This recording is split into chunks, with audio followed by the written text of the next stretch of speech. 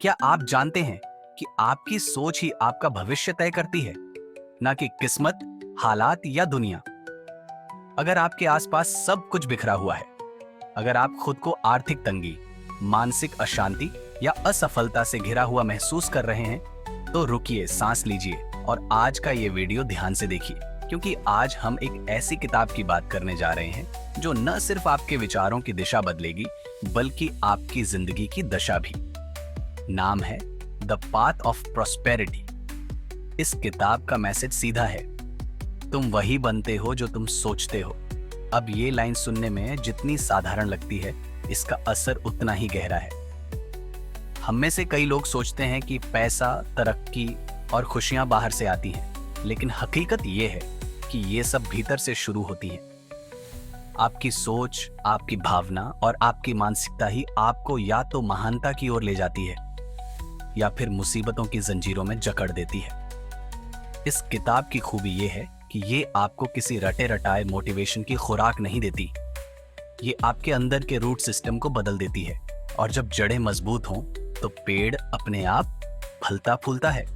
तो चलिए दोस्तों, आज इस वीडियो में हम जानेंगे कि कैसे हम अपने विचारों से अपना भाग्य गढ़ सकते हैं, कैसे भीतर की शांति और सच्चाई को पकड़कर हम बाहरी समृद्धि तक पहुंच सकते हैं। और हाँ, वीडियो को पूरा देखिएगा, क्योंकि अंत में आपको एक ऐसा प्रॉस्पेरिटी सीक्रेट मिलने वाला है जिसे सुनकर आप खुद से कहेंगे, काश मैंने ये पहले जाना होता। तो चलिए शुरू करते हैं। द पाथ ऑफ प्रॉस्पेरिटी, समृद्धि की ओर बढ़ता रास्ता। चैप्टर 1, बुराई का सबक। जिसे तुम शत्रु समझते हो, वो शायद तुम्हारा सबसे बड़ा शिक्षक हो सकता है।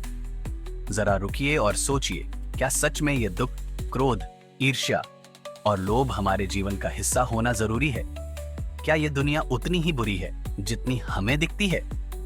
इस अध्याय की शुरुआत एक गहरी सोच से होती है कि बुराई कोई बाहरी शक्ति नहीं है जो हमें नुकसान पहुंचाने आई है। असली बुराई हमारे भीतर छुपी होती है, हमारे भ्रम में, अज्ञानता में और उस सोच में जो हमें खुद से काट देती है। इस अध्याय में बताया गया है कि बुराई अपने आप में कोई ताकतवर चीज नहीं है। ये बस एक छाया है जो तब तक बनी रहती है जब तक हमारे भीतर ज्ञान का प्रकाश नहीं पहुंचता।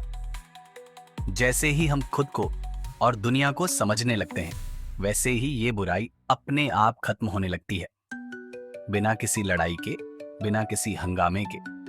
लेखक हमें याद दिलाते हैं कि क्रोध, घृणा या स्वार्थ जैसे भाव असली ईविल नहीं है, बल्कि ये हमारे भीतर छिपी हुई अधूरी समझ का नतीजा है। यहाँ पर एक बेहद दिलचस्प विचार सामने आता है। जब कोई व्यक्ति बुरा व्यवहार करता है, तो जरूरी नहीं कि वो बुरा इंसान हो सकता है वो किसी दर्द से गुजर रहा हो, किसी भ्रम में जी रहा हो या अपने असली स्वरूप से दूर हो गया हो।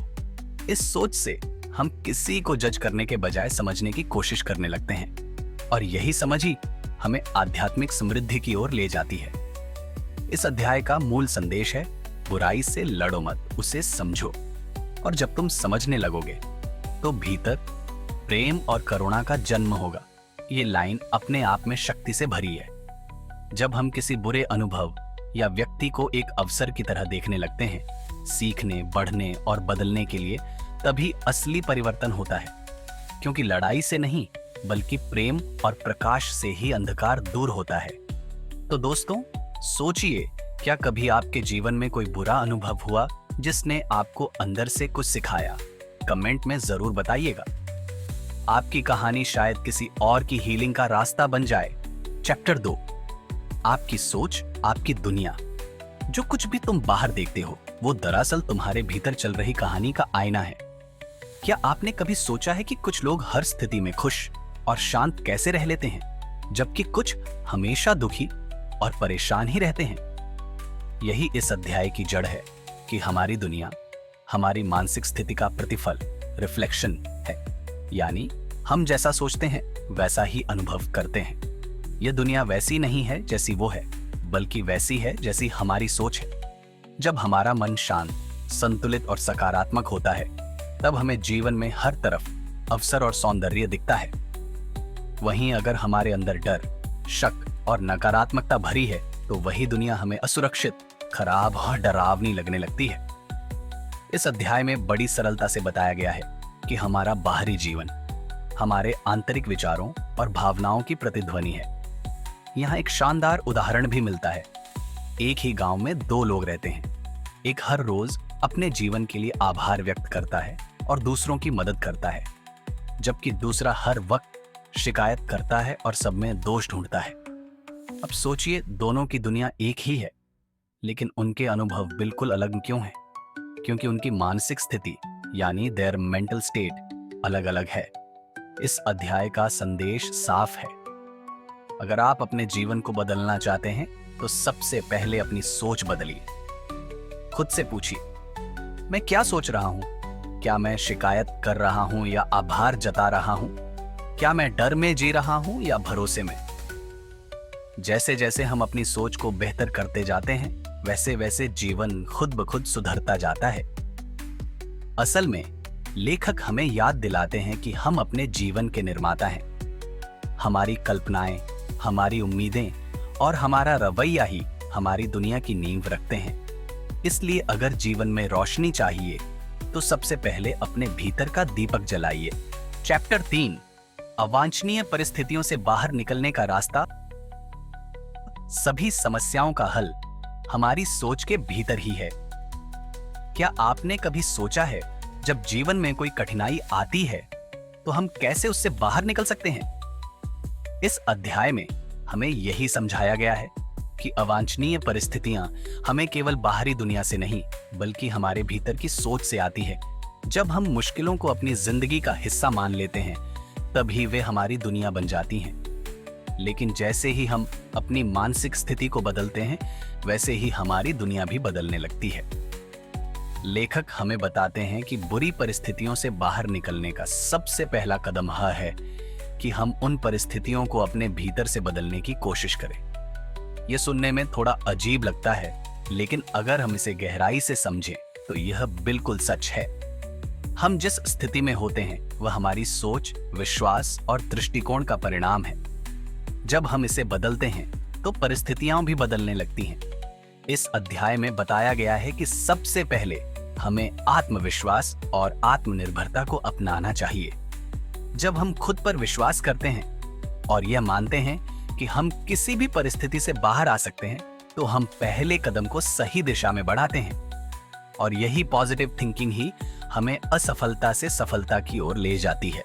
कोई भी कठिनाई या समस्या सिर्फ एक क्षणिक स्थिति होती है, जो हमारी सोच और दृष्टिकोण से बदली जा सकती है।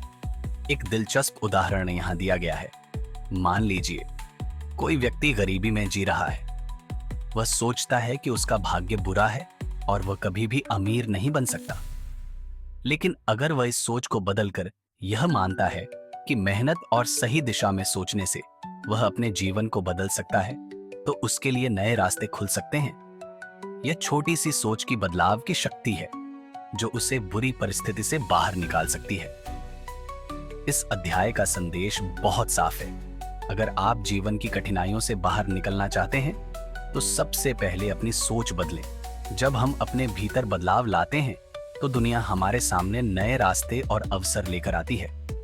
अब सवाल आपसे, क्या कभी आपने अपनी सोच को बदलने से अपनी जीवन की कठिनाई को पार किया है? हमें अपने अनुभव जरूर बताइए, क्योंकि आपकी कहानी किसी के लिए प्रेरणा बन सकती है। चौथी अध्याय, असली समृद्धि हमारे मन में होती है। आपका मानसिक स्थिति ही आपकी असली समृद्धि को निर्धारित करती है, बाहरी संपत्ति नहीं। क्या आप जानते हैं कि असली समृद्धि सिर्फ पैसों, संपत्ति और भौतिक वस्तुओं में नहीं है? असली समृद्धि तो आपके मन में होती है। अगर आपने कभी यह महसूस किया है कि दुनिया में सबसे खुश और संतुष्ट लोग वो होते हैं जिनके पास बहुत कम संसाधन होते हुए भी उनका मन शांत रहता है, तो आप इस अध्याय की गहरी बात को समझ पाएंगे। लेखक ने इस अध्याय में कहा है कि बाहरी दुनिया में समृद्धि पाने से पहले हमें अपनी आंतरिक समृद्धि पर काम करना चाहिए। अगर आपका मन समृद्धि के विचारों से भरा हुआ है, तो आप चाहे किसी भी परिस्थिति में हो, आपके पास हर दिन सफलता और प्रसन्नता के अवसर होंगे। वहीं अगर हमारा मन निराशा, कंगाली और डर से भरा हुआ है, तो हमारे जीवन में बाहरी परिस्थितियां भी उन्हीं भावनाओं को प्रतिबिंबित करती हैं। इस अध्याय में एक गहरी सोच दी गई है। आपका मस्तिष्क और मानसिक स्थिति ही आपके जीवन को आकार देती है। तो उदाहरण के तौर पर एक व्यक्ति जो हर दिन धन और समृद्धि के बारे में सोचता है, उसका दिमाग उन विचारों से भरता है और जीवन में वो उन अवसरों को आकर्षित करता है। वहीं अगर कोई व्यक्ति लगातार गरीबी और कंगाली के बारे में सोचता है तो उसका जीवन भी वैसा ही बनने लगता है। इसका मतलब ये है कि मानसिकता को बदलने से जीवन बदल सकता है। एक छोटा सा अभ्यास। इस अध्याय में लेखक हमें यह अभ्यास भी बतलाते हैं कि जब भी हमें कोई समस्या या कठिनाई महसूस हो, हमें अपनी सोच को तुरंत सकारात्मक रूप में बदलने की कोशिश करनी चाहिए। जैसे ही हम नकारात्मक विचारों से बाहर निकलते हैं और समृद्धि और सफलता की सोच अपनाते हैं, वैसे ही हमारे जीवन में बदलाव आना शुरू हो जाता है। इसका सीधा सा संदेश है, समृद्धि कोई बाहरी चीज नहीं है, यह आपके मन की स्थिति पर निर्भर करती है। जब हम खुद को अंदर से समृद्ध मानने लगते हैं तो बाहर की परिस्थितियां भी हमें वैसा ही महसूस कराती हैं। तो दोस्तों, अब आपसे सवाल, क्या आपने कभी महसूस किया है कि आपकी मानसिक स्थिति ने आपके जीवन में समृद्धि को आकर्षित किया हो? या क्या कभी आपने अपने मन को बदलकर अपनी परिस्थितियों को सुधारा है? हमें कमेंट्स में बताइए, क्योंकि आपकी कहानी से कोई और इंस्पायर हो सकता है। 5वां अध्याय, सफलता में मन की शक्ति। सफलता का रास्ता आपके मन में ही छिपा है और उसे खोलने की कुंजी आपके विचारों में है। क्या आप जानते हैं कि जो व्यक्ति अपने मन को पूरी तरह से नियंत्रित कर लेता है, वही जीवन में सफलता को आसानी से प्राप्त कर सकता है? यही इस अंतिम अध्याय की मुख्य सीख है। लेखक ने इस अध्याय में हमें यह समझाया है कि सफलता कोई बाहरी चीज नहीं है, बल्कि यह हमारे भीतर की सोच और मानसिकता पर निर्भर करती है। हमारे जीवन में हर सफलता की शुरुआत हमारे मन से होती है।